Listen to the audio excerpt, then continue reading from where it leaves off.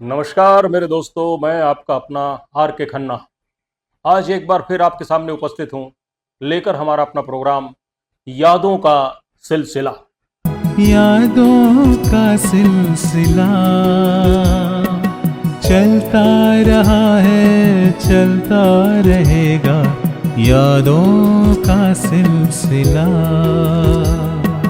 यादों का सिलसिला, यादों का सिलसिला, यादों का सिलसिला, यादों का सिलसिला। नाम धर्म सिंह दयोल, जन्म स्थान पंजाब का एक गांव नरसाली और तारीख 8 दिसंबर 1935। पिता का नाम केवल कृष्ण दयोल और मां का नाम सतवंत कौर। हम बात कर रहे हैं हमारे अपने प्रिय धर्मेंद्र जी की। जी हाँ, हमारे आपके सबके प्यारे धर्मेंद्र। धर्म जी के पिता गांव के ही स्कूल में अध्यापक थे और माता पिता दोनों में से धर्म जी अपनी मां के बेहद करीब थे। जिस स्कूल में उनके पिता पढ़ाते थे उसी स्कूल में धर्म जी ने पढ़ाई शुरू की और अक्सर वो अपनी मां से कहते रहते थे कि मैं इस स्कूल में नहीं पढ़ना चाहता, नहीं पढ़ूंगा। उसका कारण ये था कि जब भी दूसरे लड़कों से गलती हो जाती थी तो उनको तो धर्म जी के पिता कम पीटते थे, लेकिन धर्मेंद्र से गलती हो जाने पे उनके पिता औरों से ज्यादा पिटाई धर्मेंद्र की किया करते थे। यही शिकायत अक्सर धर्म अपनी मां से करता रहता था।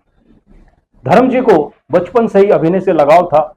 जैसे जैसे उनकी उम्र बढ़ी और उन्होंने फिल्में देखना शुरू किया तो उनके मन में भी ये इच्छा उभरी कि मैं भी इन्हीं कलाकारों की तरह मुंबई जाकर एक अभिनेता बनूं। ये इच्छा उन्होंने अपनी मां से शेयर की। उन्हें बताया कि मैं मुंबई जाकर अभिनेता बनना चाहता हूं। उन दिनों खाली समय में अक्सर धर्म जी पढ़ाई की किताबों के साथ साथ कुछ फिल्मी मैगजीन और अखबार भी पढ़ते रहते थे। उन्हीं मैगजीन में एक बार फिल्म फेयर मैगजीन द्वारा एक टैलेंट हंट हुआ। उस टैलेंट हंट की न्यूज उस मैगजीन में छपी। धर्म जी ने वो न्यूज पढ़ी और अपनी मां को बताया तो मां ने कहा कि धर्म, तू भी इसमें अर्जी क्यों नहीं डाल देता है? हो सकता है तुझे मुंबई बुला लिया जाए। मां की सलाह पे धर्म जी ने उस फिल्म फेयर टैलेंट हंट के लिए एक फोटो खिंचवाकर फॉर्म भरा और एक एप्लीकेशन मुंबई भेज दी। यह धर्म जी का सौभाग्य था कि उन्हें उस टैलेंट हंट के लिए मुंबई बुला लिया गया। मुंबई आने के बाद उस टैलेंट हंट में जितने भी दूसरे अन्य लोगों ने हिस्सा लिया था, उन हजारों लोगों के बीच से धर्म जी विजेता चुने गए और उन्हें उस टैलेंट हंट का अवार्ड दिया गया। इस तरह से उन्हें पहली फिल्म मिली जिसका नाम था दिल भी तेरा हम भी तेरे। उस फिल्म के निर्माता थे अर्जुन हिंगोरानी।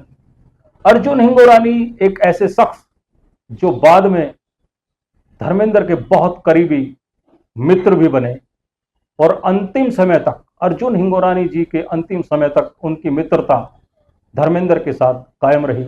पूरी फिल्म इंडस्ट्री के लोग धर्मेंद्र और अर्जुन हिंगोरानी की दोस्ती से वाकिफ हैं।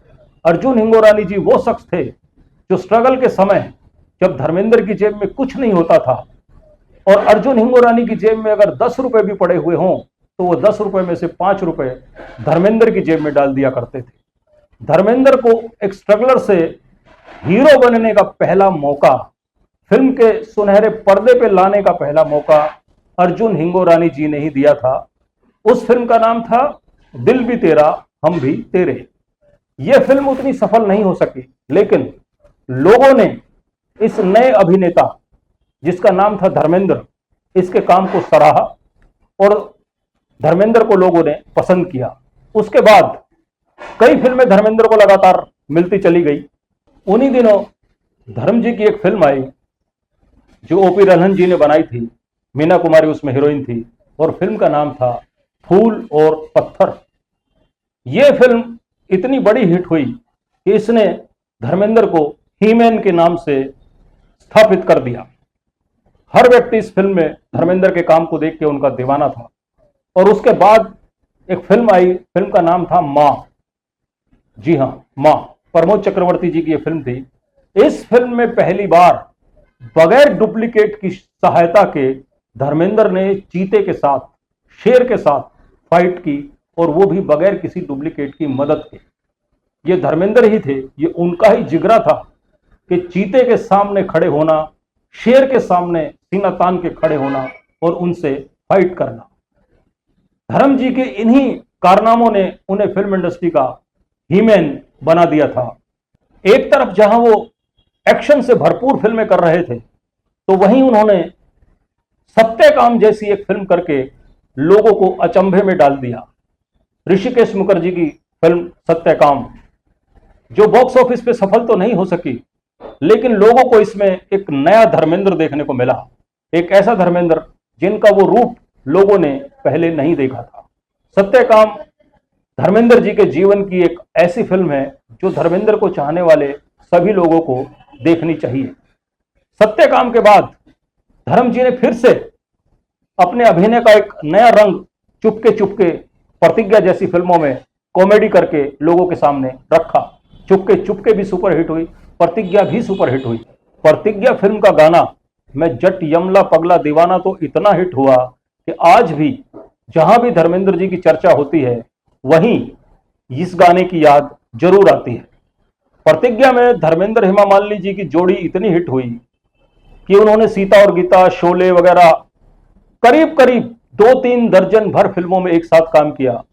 यह जोड़ी फिल्म इंडस्ट्री की ऐसी पहली जोड़ी थी जिसे हीरो हीरोइन के रूप में सबसे ज्यादा दर्शकों ने पसंद किया। इस जोड़ी को सबसे ज्यादा सराहा गया और इस जोड़ी की लगभग फिल्में सफल रही, हिट रही। हेमा मालिनी जी के साथ काम करते करते धर्म जी और हेमा मालिनी एक दूसरे के काफी करीब आ गए थे। सह कलाकार, फिर दोस्त, और उसके बाद प्रेमी प्रेमिका। अब दोनों का रिश्ता एक ऐसे मोड़ पे आ गया था कि दोनों ने फैसला कर लिया कि शादी कर ली जाए। जी हां, दोनों ने शादी करने का फैसला कर लिया। लेकिन धर्मेंद्र तो पहले से शादीशुदा थे। उसके बावजूद भी हेमा मालिनी ने सब कुछ जानते बूझते हुए भी उनसे प्यार किया, तो धर्मेंद्र ने भी हर चीज की परवाह किए बगैर हेमा मालिनी से शादी की। शादीशुदा होते हुए भी जब धर्मेंद्र जी ने हेमा मालिनी से शादी की, तो यह घटना चारों तरफ चर्चा का विषय बन गई। धर्मेंद्र जी के अपने परिवार में एक कलह शुरू हो गई, अशांति पैदा हो गई। लेकिन ऐसे कठिन समय पे धर्म जी के परिवार को संभाला उनकी धर्मपत्नी प्रकाश कौर ने। उन्होंने शांति और धीरज का एक ऐसा परिचय दिया, अपनी समझदारी का एक ऐसा परिचय दिया कि उन्होंने पूरे परिवार को एकजुट रखा और किसी को भी कोई ऐसा मौका नहीं आने दिया कि कोई उनके परिवार की तरफ उंगली उठाए या उनके परिवार पर सवालिया निशान लगाए। और वक्त के साथ साथ धीरे धीरे लोगों ने, उनके परिवार के लोगों ने हेमा जी को और धर्मेंद्र की शादी को अपना लिया और मामला धीरे धीरे शांत हो गया। अब वक्त था धर्म जी के जीवन में अपने युवा हो चुके बेटे सन्नी देओल को बतौर एक्टर, बतौर अभिनेता, बतौर हीरो लॉन्च करने का। उन्होंने राहुल रवेल के निर्देशन में सन्नी को हीरो लेके फिल्म बनाई बेताब, जिसमें उनके अगेंस्ट एक नई लड़की को हीरोइन में इंट्रोड्यूस किया गया जिसका नाम था अमृता सिंह। यह फिल्म रिलीज हुई और सुपर डुपर हिट हुई।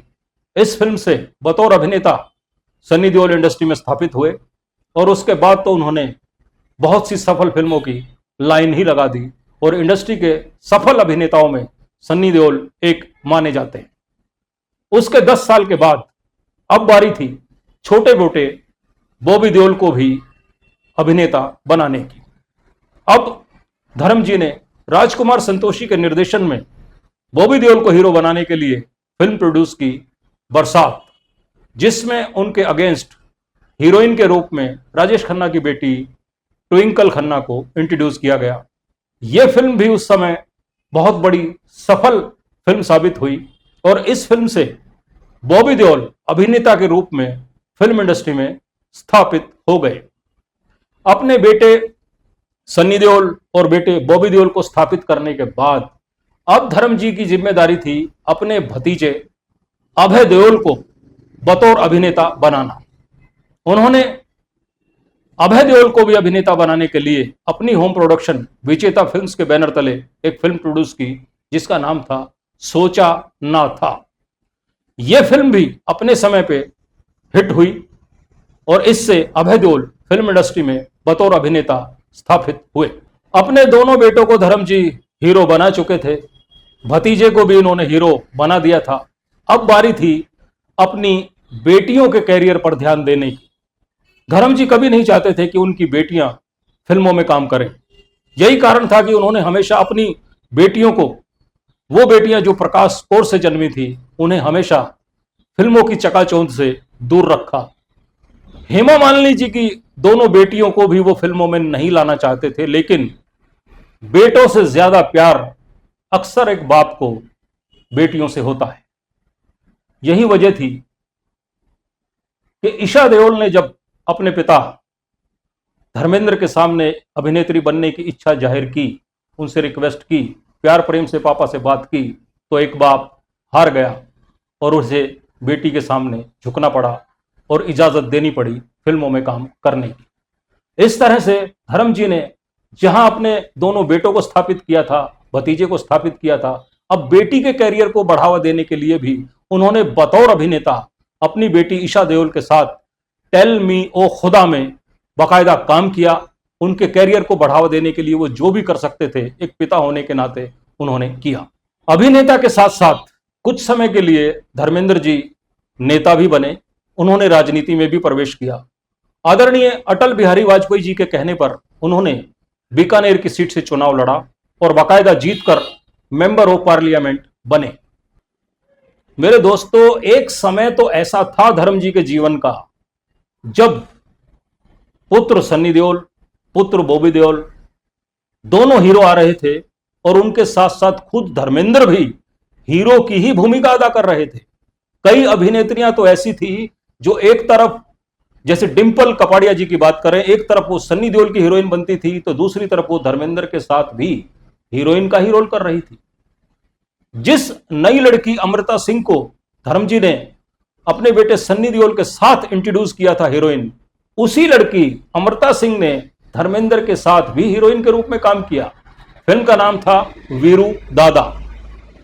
समय गुजरता गया, वक्त कभी एक जगह पे ठहरता नहीं है और गुजरते के वक्त के साथ साथ जैसे जैसे उम्र बढ़ी, धर्म जी ने अब करेक्टर रोल करने भी शुरू कर दिए और बहुत सी फिल्मों में उन्होंने करेक्टर रोल किए। आज भी वो करेक्टर रोल कर रहे हैं। अभी भी कई फिल्में ऐसी हैं जो रिलीज पे हैं, उनमें दर्शकों को आज भी उनके अभिनय का, उन्हें सुनहरे पर्दे पे देखने का इंतजार रहता है। बेहद अफसोस की बात है कि धर्मेंद्र जैसे एक अभिनेता को कभी भी उनके काम के लिए फिल्म इंडस्ट्री ने कोई अवार्ड नहीं दिया। उन्हें अवार्ड तो मिला, घायल फिल्म में बतौर निर्माता के रूप में उन्हें नेशनल अवार्ड दिया गया। ऐसा ही एक award, life time achievement award भी उन्हें दिया गया, लेकिन ये दोनों ही अवार्ड उनके अभिनय के लिए उन्हें नहीं दिए गए थे। वो अवार्ड के हकदार थे। बहुत सी फिल्मों में उन्होंने ऐसा काम किया जब उन्हें अवार्ड मिलना चाहिए था, लेकिन यहां तो अवार्ड खरीदे और बेचे भी जाते हैं। बहुत से ऐसे अभिनेता जो हकदार होते हैं वो राजनीति का शिकार हो जाते हैं और धर्म जी भी ऐसी ही राजनीति का शिकार हुए। उन्हें वो हक नहीं मिल सका जो उन्हें मिलना चाहिए था।